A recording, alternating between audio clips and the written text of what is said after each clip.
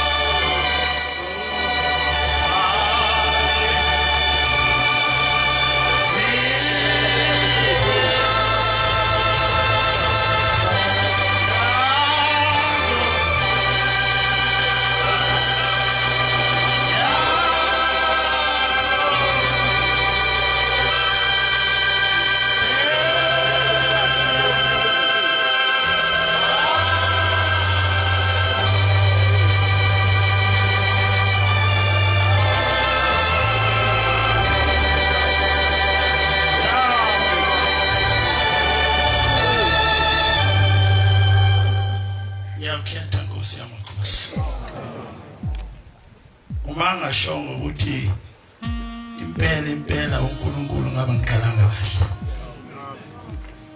angizosho ukuthi ngikhuluma ngani kodwa abantu bawufakaza babamkhulu wafika nasemazweni akithi waphya ngaphesheya kwezwe lasemaphethini endaweni yakwanyuswa wakuphethe inkosi yakwaNgcobo umkhwathi umkhulu wami wayinduna lenkosi eyinduna yamacala ubaba mkhulu wasefika enza ithempeli ngoba lenkosi yathi mayibona uShembe yaphendula kwaba inkosi engicabanga ukuthi ngiyokuqala kuba Nazareth lenkosi umkhwathi baba mkhulu wasefunza ithempeli wathi kuse ezivele isekhona le thempeli lapha tomkhulu wami waba umshumela oqala khona wathi ngoba kuvela inkosi kule bandla namhlanje le thempeli kusezivele maNazaretha sikhuluma ngobhombela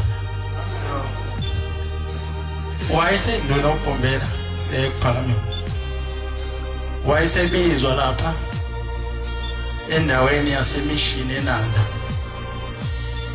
ebizwa kunomhlangane ebandleni lase American Board naye bambiza ukuthi abe khona wayesebhombela mayefika lapha bhombela wahlala inqono wasephumela eminyango wabuka la entabeni zakwaNgcolosi Ngcolosi ngaphesheya kwezwe lamaphephetha wabuka kwase kuphuma indoda yakamthembu iyombheka ukuthi baba omkhulu wangahlale emhlanganeni ophumela eminyango yayisiya kuyena yayisithi hawu Nkosi wayibizwa ngenceko ceke Nkosi wami eminyango wathi awuboni yini ngibuka la baphesheya kwaNgcolosi ngibona abantu bemba ipipe lamanzi elizosasusa amanzi ngale komkhambathini lwayisithekwini wathi noma ngasekho emhlabeni lonto iyokwenzeka waphela amashumi amane eminyaka uShembe ekhotheme lenziwe leli pipe engikhulumayo inqola kaNgcolosi lilongela ethekwini isuka eNikliden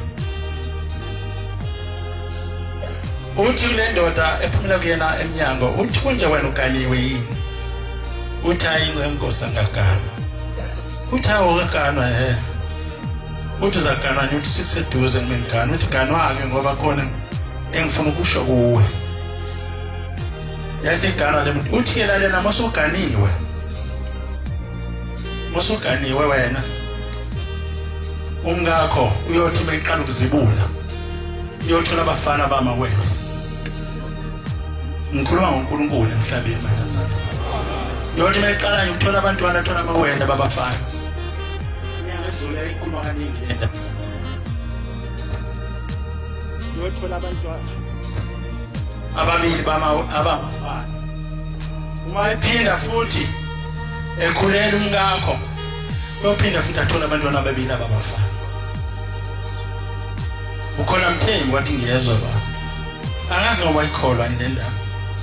Uthi mayiphinda futhi okwesithathu ekhulelwa umkakho, uyophinda athola abantwana ababili ababafana.